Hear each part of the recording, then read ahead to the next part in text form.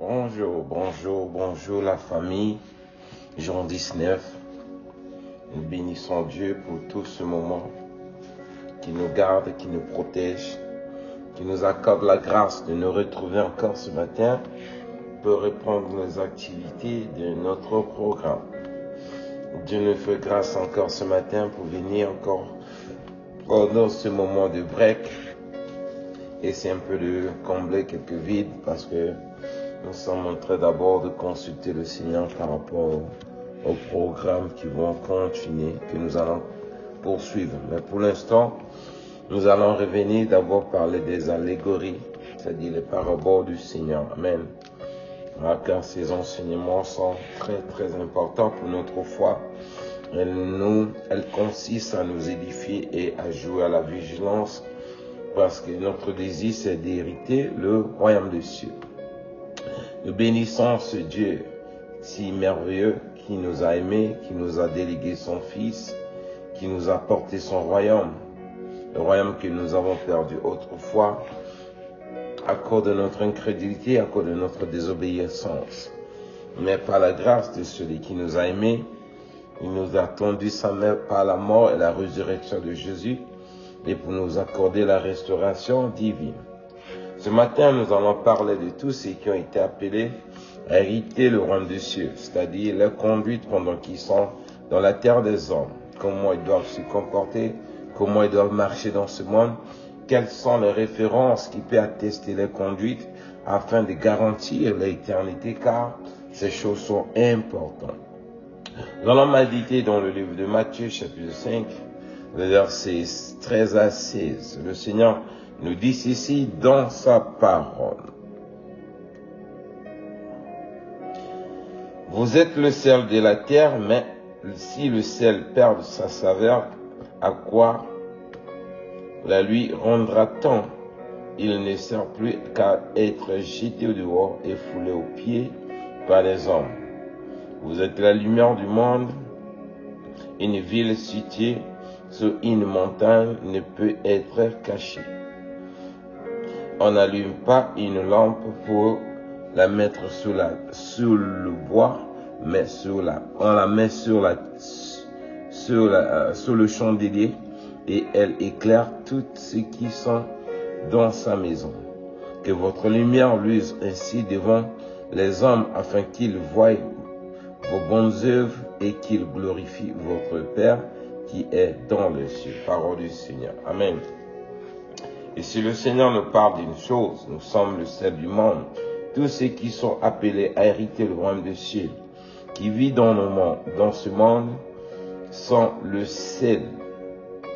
C'est-à-dire, ils sont le sel de la terre, comme la parole de Dieu dit. Et nous devons conserver ce sel. Car si nous perdons ce sel, que sert-il à préparer une nourriture qui n'a pas de sel? En jetant le sel, mais ça ne donne pas la saveur du sel. Alors, cela sera quoi? Jeté, foulé aux pieds avec les hommes. Nous sommes la lumière du monde. Une ville située sur une montagne ne peut être cachée. Une lumière qu'on allume sur les ténèbres, quel que soit l'endroit où se trouve, il finira par éclairer les ténèbres. On ne peut pas se dire, nous sommes la lumière du monde, mais les œuvres que nous portons n'attirent pas l'éclat de cette lumière. C'est comme si on se trompe nous-mêmes. Voilà pourquoi le Seigneur ajoute, on n'allume pas une lumière pour la mettre sous le bois, mais on l'allume pour la mettre sous les chandeliers. Elle éclaire tous ceux qui sont dans cette maison. Amen. Alors tous ceux qui sont dans les ténèbres, ou bien qui sont censés à vivre selon la lumière qu'ils ont obtenue de la part du Saint-Esprit, cette onction va impacter la maison. Mais gare à qui? Si nous ne faisons pas le cas, car qu'un sert-il à allumer une lampe et elle n'arrive pas à éclairer la maison. Voilà pourquoi il nous conseille que votre lumière luise ainsi devant les hommes afin qu'ils voient vos œuvres et qu'ils glorifient le Père qui est dans le ciel. T'avais dit quoi, tout disciple? Cette personne qui a appelé à hériter le royaume des cieux, il doit voir des œuvres qui attestent sa foi qu'il est vraiment affranchi et il marche dans la voie de l'éternité. Alors, on ne peut pas se déclarer disciple du Seigneur et on n'a pas les œuvres qui attestent, qui témoignent cela. C'est ce qui veut dire en quelque sorte. Donc nous sommes obligés, mes bien-aimés, à comprendre cela, à poser des actes qui vont impacter le monde.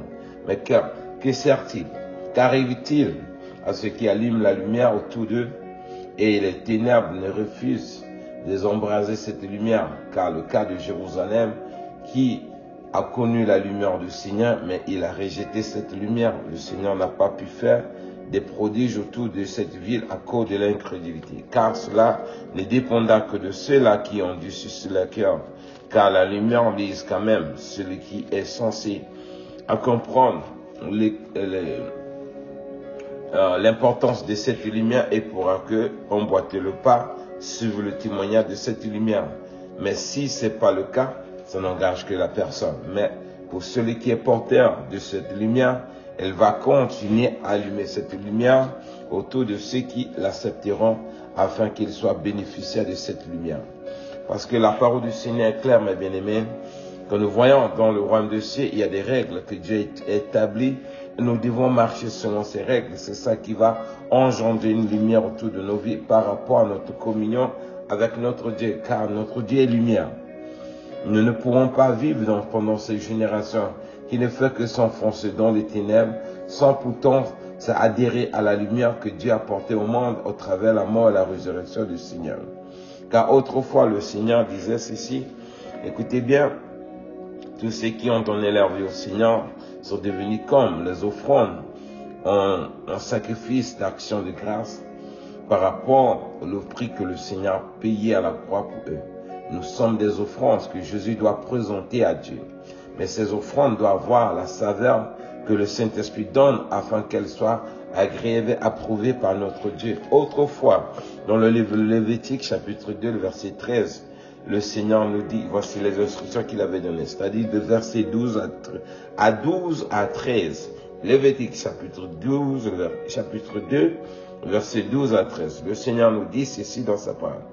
Vous ne pourriez en offrir à l'Éternel comme offrande des prémices, mais il n'en sera point présenté sur l'autel comme offrande d'une agréable odeur. Tu mettras du sel sur toutes ces offrandes, tu ne laisseras point ton offrande manquer du sel, signe de l'alliance de ton Dieu. Sur toutes les offrandes, tu mettras du sel. Amen. Si nos corps, nos vies sont des offrandes et que nous n'avons pas du sel, c'est-à-dire les œuvres, pour attester cela, ça ne sera pas des offrandes de bonne odeur. En quelque sorte, on ne peut pas dire, témoigner que j'ai donné ma vie au Seigneur, mais ta vie ne reflète pas la physionomie de celui qui détient les semences qui attestent le témoignage que tu es en train de confesser, que tu as donné ta vie au Seigneur. Ça veut dire quoi? Tous ceux qui ont donné leur vie au Seigneur, ils portent en quelque sorte des offrandes pour témoigner le témoignage de leur confession, de leur foi. Parce qu'une offrande qui est présentée à Dieu, une personne qui va à l'église, qui s'assoit, il sort. C'est cette personne-là qui a une offrande, mais elle n'a pas de sel en lui, c'est-à-dire elle n'a pas de œuvre en lui. Le Seigneur dit ceci, que sert-il à dire que tu as la foi et tu n'as pas des œuvres? Amen. Est-ce que la foi seule peut témoigner que vraiment peut confirmer cela? C'est les œuvres qui peuvent confirmer que nous avons la foi au Dieu invisible que nous avons entendu parler au travers de l'évangile et nous avons cru en lui.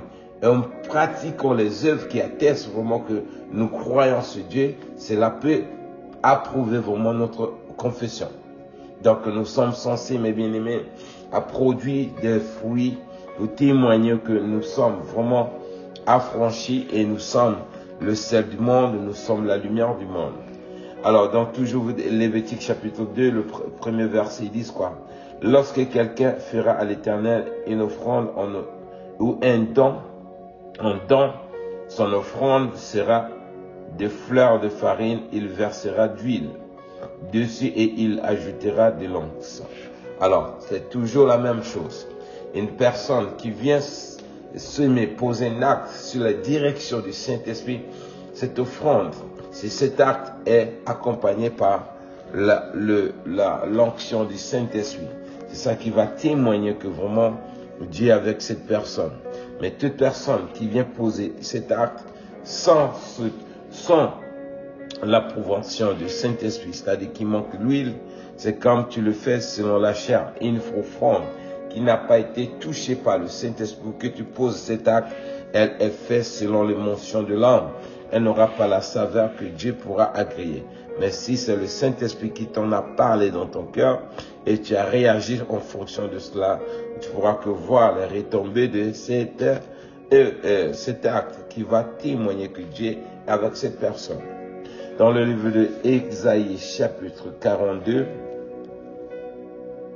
versets 5 à 7, le Seigneur ajoute également ceci dans sa parole. Ainsi parle l'Éternel. Ainsi parle Dieu, l'Éternel, qui a créé les cieux et qui les a déployés, qui a étendu la terre et ses productions, qui a donné la respiration à ceux qui la peuplent et le souffle à ceux qui y marchent. Moi, l'Éternel, je t'ai appelé pour ton salut, et je te prendrai par la main, je te garderai et je t'établirai pour traiter l'alliance avec des peuples, pour être la lumière des nations, pour ouvrir les yeux des aveugles, pour faire sortir des prisons les captifs et de leurs cachots ceux qui habitent dans les ténèbres. Je suis l'Éternel, c'est là mon nom, et je ne donnerai pas ma gloire à un autre, ni mon honneur aux idoles. Parole du Seigneur. Alors, le Seigneur qui a créé les cieux et la terre, et qui a créé toutes choses, et qui donne la respiration à tous ceux qui peuplent la terre, et le Dieu qui a choisi, ceux qui l'a oint par son esprit, et il les a donné la saveur du sel, afin qu'ils soient portateurs de sa lumière pour éclairer ceux qui sont dans les ténèbres. Alors, c'est pour nous de comprendre cela, mes bien-aimés. Nous n'avons pas été appelés à être disciples du Seigneur, rester tels que nous sommes.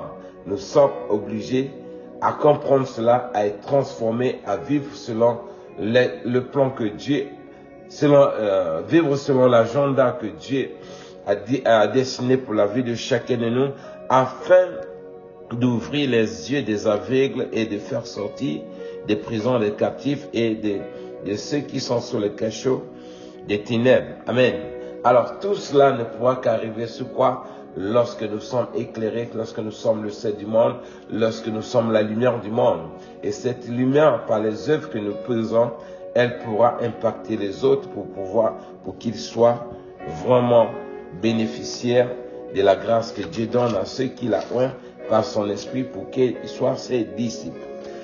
C'est très important de comprendre cela, mes bien-aimés, que nous sommes vraiment appelés à être transformés à l'image dont Dieu nous parle dans ce texte, dans cette parabole, afin que nous puissions comprendre, parce que c'est lui-même qui donne le paradis à ce peuple, à ceux qu'il a choisi. C'est lui-même, Jésus-Christ, qui sera notre avocat. C'est lui qui nous parle en ce moment. Si nous rejetons cela, mes bien-aimés, c'est lui seul qui aura le dernier mot sur notre jugement pour décider le sort de chacun de nous. Faisons ce qui nous parle et nous serons bénéficiaires de toute cette grâce. Pour clôturer, nous allons dans le livre Éphésiens chapitre 5, versets 8 à 13. Le Seigneur ajoute également ceci. Autrefois vous étiez ténèbres et maintenant vous êtes lumière du Seigneur, dans le Seigneur. Marchez comme les enfants de lumière, car le fruit de la lumière consiste en toutes sortes de bonté, de justice et de vérité. Examinez ce qui est agréable au Seigneur, et ne prenez point part aux œuvres infructueuses des ténèbres, mais plutôt condamnez-les. Amen.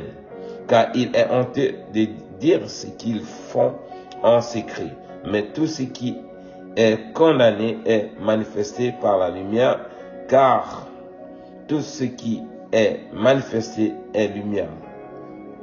Parole du Seigneur. Alors, si hier nous étions dans les ténèbres sans Jésus-Christ, lorsque nous avons reçu l'évangile, Dieu nous appelle désormais à marcher dans la lumière du Seigneur Jésus-Christ afin que nous soyons les enfants de lumière. Donc, produisons des fruits qui témoignent la lumière qui est en nous afin que nous soyons des enfants qui marchent dans la justice et dans la vérité. Amen. Car notre devoir, c'est de faire la volonté de Dieu afin que nous soyons agréables devant lui. Être agréable devant Dieu, c'est de pratiquer des œuvres qui vont témoigner notre confession envers ce Dieu, et il sera vraiment heureux de nous voir manifester cette vie qui nous a laissé au travers les témoignages de sa mort et sa résurrection, lesquels nous avons embrassés par la foi qui nous a donné de croire en lui. Alors, nous ne pouvons pas être des chrétiens sans avoir produit vraiment ces œuvres qui témoignent notre confession envers ce Jésus-Christ. Voilà pourquoi nous devons comprendre vraiment cette réalité, parce que c'est pour nous, cette parole est destinée à ceux qui vont hériter le royaume des cieux. Qu'arrive-t-il à ceux qui ont entendu l'évangile et ne veulent pas s'engager, mes bien-aimés? Comment pourrons-nous dire que nous sommes ceux-là qui ont été affranchis, qui sont le sel du monde et qui sont la lumière du monde? On ne se trompe pas, on ne se moque pas de Dieu. Ce que nous sèmerons dans ce monde, nous récolterons les fruits de ces œuvres, mais qu'elles soient les œuvres de la justice en Jésus-Christ qui pourront nous permettre d'hériter le royaume des cieux. Donc c'est un peu ce qu'on avait à partager ce matin. Que Dieu nous bénisse, que Dieu nous protège. Shalom, shalom. On se retrouve prochaine fois par la grâce de Dieu. Bye bye. Bye.